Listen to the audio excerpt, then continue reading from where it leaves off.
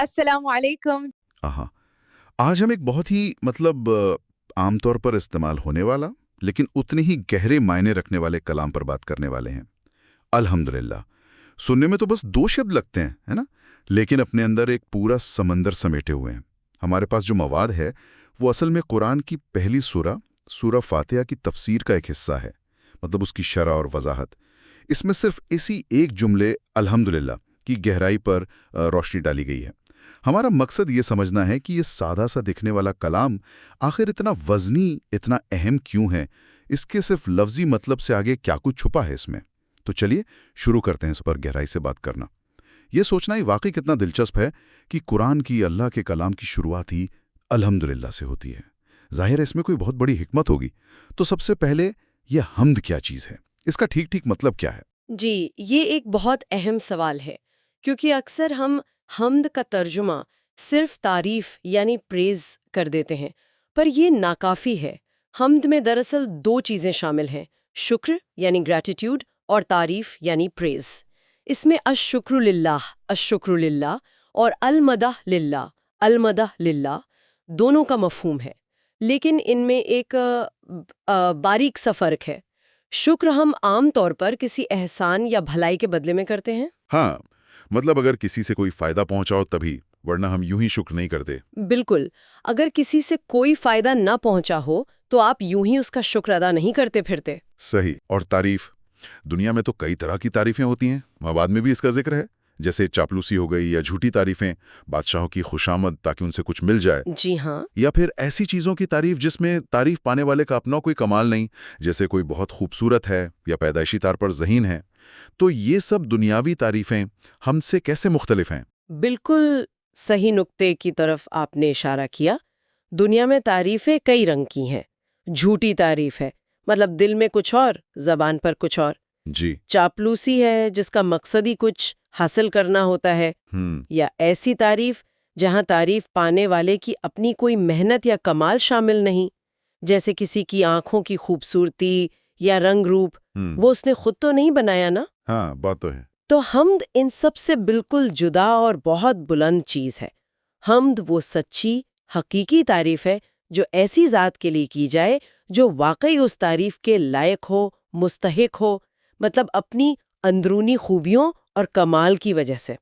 اس میں ذرا بھی جھوٹ یا مبالغہ، ایگزیجریشن یا کسی دنیاوی غرض کا شائبہ تک نہیں ہوتا۔ یہ خالص سچائی اور حقیقت پر مبنی ہوتی ہے، بیسڈ ہوتی ہے۔ اللہ اس حمد کا حقدار ہے کیونکہ وہ ہر لحاظ سے کامل ہے، پرفیکٹ ہے۔ اسی لیے قرآن نے صرف مدح یعنی عام تعریف کا لفظ استعمال نہیں کیا، بلکہ حمد کو چنا۔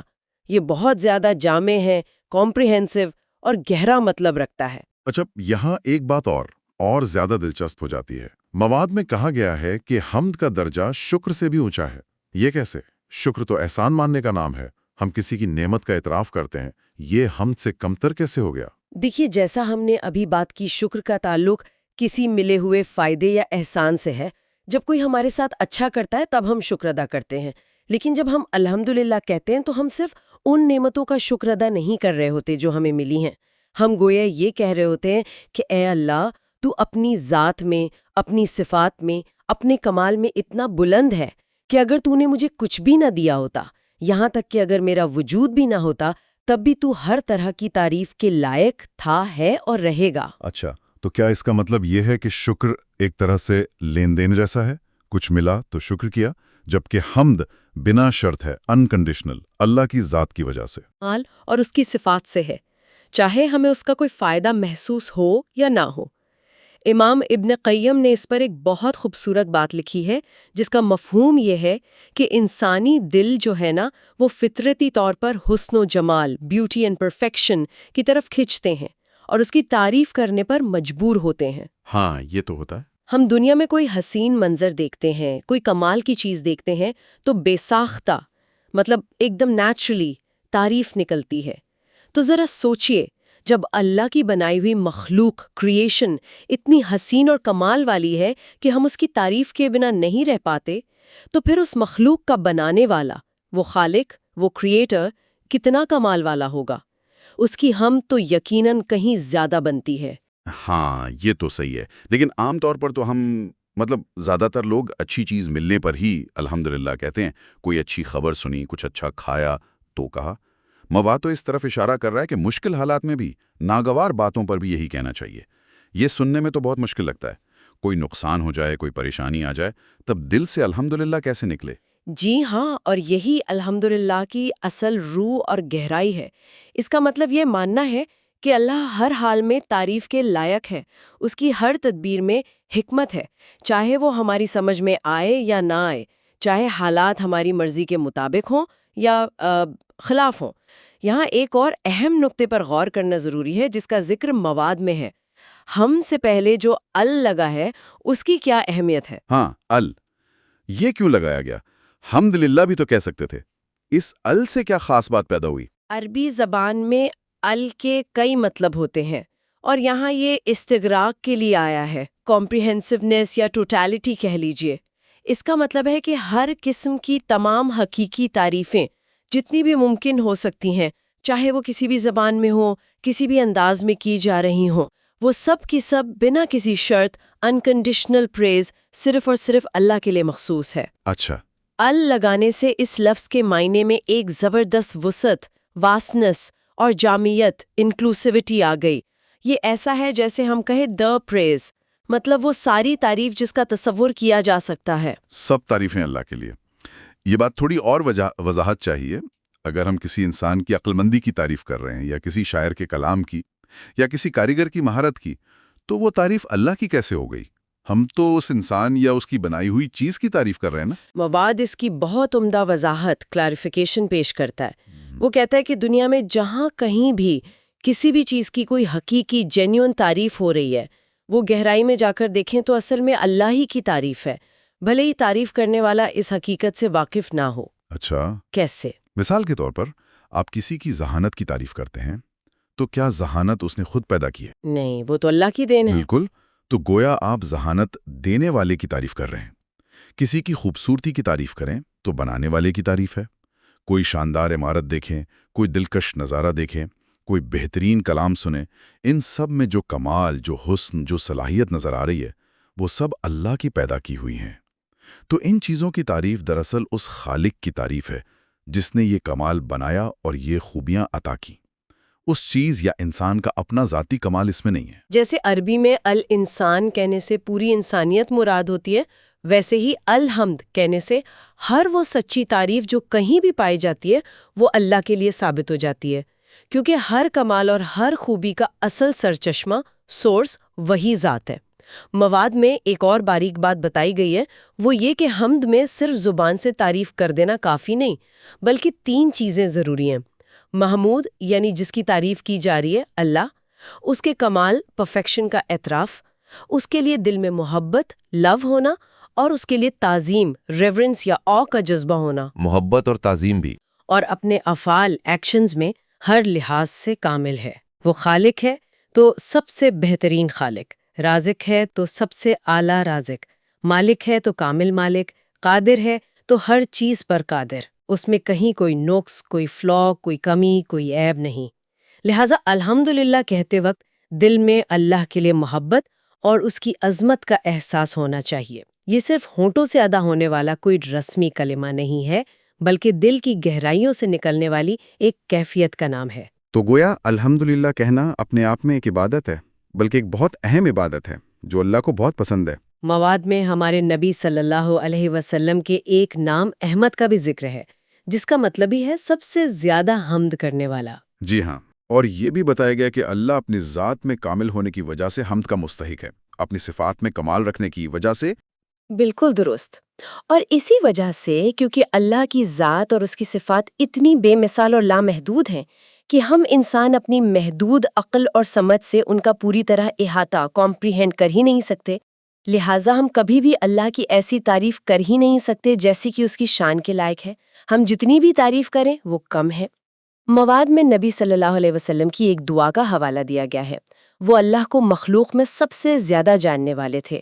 انہوں نے تہجد کے سجدے میں اللہ سے عرض کیا، سبحانک لا احصی ثناء علیک انت کما اثنیت علی نفسک. اس کا کیا مطلب ہوا؟ اس کا مطلب ہے یا اللہ تو پاک ہے، میں تیری تعریف کا حق ادا نہیں کر سکتا، میں تیری تعریفوں کو گن نہیں سکتا، تیری تعریف تو بس ویسی ہی ہے جیسی تو نے خود اپنی تعریف بیان فرمائی ہے۔ اللہ اکبر! جب وہ ہستی جو اللہ کی معرفت میں سب سے آگے ہے وہ اپنی بے بسی کا اظہار کر رہی ہیں تو پھر ہماری اور آپ کی کیا حیثیت؟ قرآن میں سورہ کہف میں بھی اللہ فرماتا ہے کہ اگر سارے سمندر سیاہی بن جائیں اور سارے درخت قلم اور پھر ویسے ہی اور سمندر اور درخت لے آئیں تب بھی اللہ کی باتیں یعنی اس کی تعریفیں، اس کی صفات، اس کی قدرت کے کرشمے لکھتے لکھتے ختم نہیں ہوں گی۔ ایسے عظیم پروردگار کی کامل تعریف بھلا کون کر سکتا ہے؟ یہ سب سننے کے بعد یقیناً یہ احساس ہوتا ہے کہ الحمدللہ کتنا گہرا کلمہ ہے۔ سوال یہ پیدا ہوتا ہے کہ اس گہری سمجھ کو اپنی روزمرہ کی زندگی میں کیسے اتاریں؟ کیا نبی صلی اللہ علیہ وسلم کا کوئی خاص معمول، کوئی پریکٹس تھا اس بارے میں جو مواد میں بتایا گیا ہو؟ جی ہاں، مواد میں نبی صلی اللہ علیہ وسلم کے عمل سے رہنمائی ملتی ہے جو ہمارے لیے بہترین نمونہ ہے۔ واہ! آپ صلی اللہ علیہ وسلم کا طریقہ یہ تھا کہ جب کوئی پسندیدہ چیز دیکھتے یا کوئی خوشی کی بات پیش آتی تو فرماتے، کیا کہتے تھے؟ الحمدللہ الذی بنعمتہ تتم الصالحات، یعنی تمام تعریف اس اللہ کے لیے ہے جس کی نعمت سے اچھے کام پائے تکمیل کو پہنچتے ہیں۔ اچھا، اور اس کے برعکس مطلب مشکل میں، جی، اور اس کے برعکس جب کوئی ناگوار چیز پیش آتی، کوئی مشکل، کوئی پریشانی، کوئی ایسی بات جو طبیعت کو اچھی نہ لگتی تو فرماتے الحمدللہ علی کل حال، ہر حال میں اللہ کی تعریف ہے، سبحان اللہ۔ جی یعنی خوشی میں بھی حمد اور غم میں یا مشکل میں بھی حمد۔ اس کا مطلب تو یہ ہوا کہ ایک مومن کی زبان ہر وقت، ہر کیفیت میں الحمدللہ سے تر رہنی چاہیے۔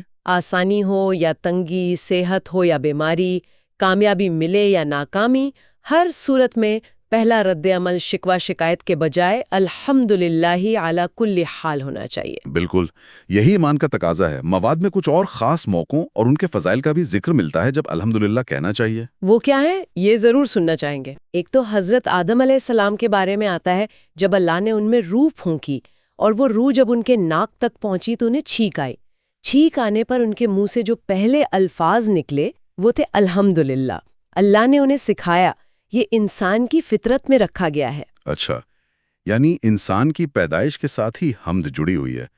یہ تو بڑی دلچسپ بات ہے۔ جی، پھر ایک حدیث کا ذکر ہے کہ جب کسی بندے کا چھوٹا بچہ فوت ہو جاتا ہے اور وہ بندہ اس مصیبت پر صبر کرتا ہے اور زبان سے الحمدللہ اور انا للہ و انا الیہ راجعون کہتا ہے، ہاں، تو اللہ تعالیٰ فرشتوں سے فرماتا ہے کہ میرے اس بندے کے لیے جنت میں ایک گھر بناؤ اور اس کا نام بیت الحمد رکھو، یعنی حمد کا گھر۔ اللہ اکبر!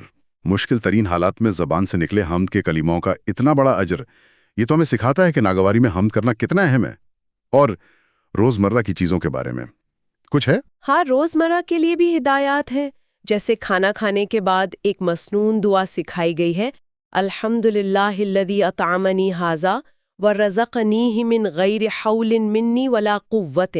جس کا مطلب تمام تعریف اس اللہ کے لیے جس نے مجھے یہ کھلایا اور بغیر میری کسی طاقت اور کوشش کے یہ رزق عطا فرمایا۔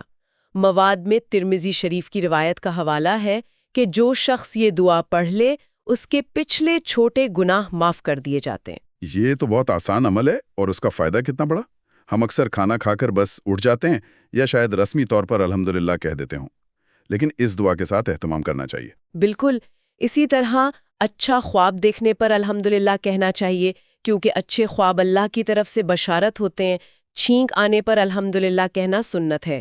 سو کر اٹھنے کی جو مشہور دعا ہے وہ بھی الحمدللہ الذی احیانا سے شروع ہوتی ہے۔ ہاں، صحیح۔ یعنی نیند جیسے موت کے بعد دوبارہ زندگی دینے پر اللہ کی حمد۔ ایک اور حدیث میں آتا ہے کہ اللہ اس بندے سے بہت راضی ہوتا ہے جو کھانے کے ایک لقمے پر بھی اس کی حمد کرے اور پانی کے گھونٹ پر بھی اس کی حمد کرے۔ ایک لقمے اور ایک گھونٹ پر بھی؟ ہم تو اکثر تبھی دل سے الحمدللہ کہتے ہیں جب بہت تیز بھوک یا پیاس لگی ہو اور پھر کچھ ملے۔ عام حالات میں شاید یہ احساس کم ہوتا ہے۔ ہاں، یہی بات ہے۔ مواد اس طرف بھی توجہ دلاتا ہے کہ اللہ کا شکر یا تعریف کرنے کا صحیح طریقہ کیا ہے۔ آج کل لوگ انگریزی میں تھینک یو اللہ کہہ دیتے ہیں یا کسی انسان کا شکریہ ادا کرنے والے کلمے جزاک اللہ اللہ کے لیے استعمال کر دیتے ہیں۔ مواد اسے نادانی اور صحیح طریقے سے ناواقفیت قرار دیتا ہے۔ اللہ کی تعریف اور شکر کا سب سے بہترین، مسنون اور جامع طریقہ الحمدللہ کہنا ہی ہے۔ یہ بہت اہم نقطہ ہے، ہمیں صحیح کلمات کا استعمال کرنا چاہیے۔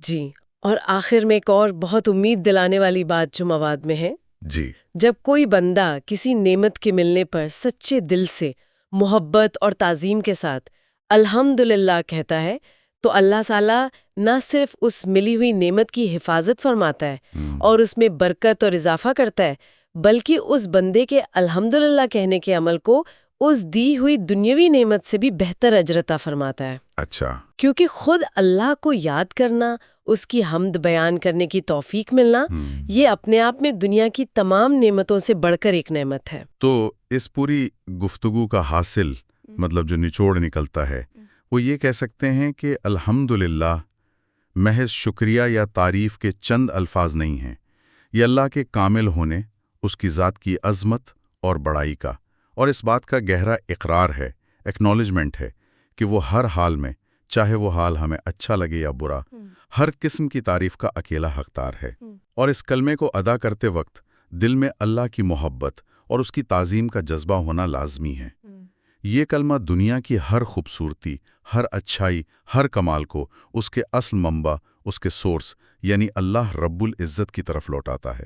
آپ نے بالکل صحیح نچوڑ پیش کیا، یہی اس کلام کی حقیقت ہے۔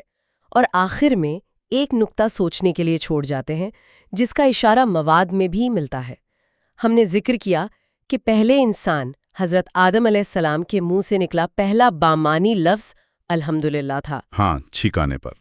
جی، اور یہ ایک جسمانی عمل یعنی چھینک آنے کے فوراً بعد ان کی زبان پر جاری ہوا۔ ہمارے اس جسمانی وجود اور اپنے خالق کی حمد و تعریف کرنے کی اس فطری انیٹ خواہش اور صلاحیت کے درمیان یہ جو گہرا ربط اور تعلق پہلی ہی گھڑی سے نظر آتا ہے، یہ ہماری اصل فطرت کیا ہے اور ہماری زندگی کا اصل مقصد کیا ہونا چاہیے، اس بارے میں کیا اشارہ دیتا ہے، اس پر غور کرنا یقیناً ہمارے لیے بہت فائدہ مند ہو سکتا ہے۔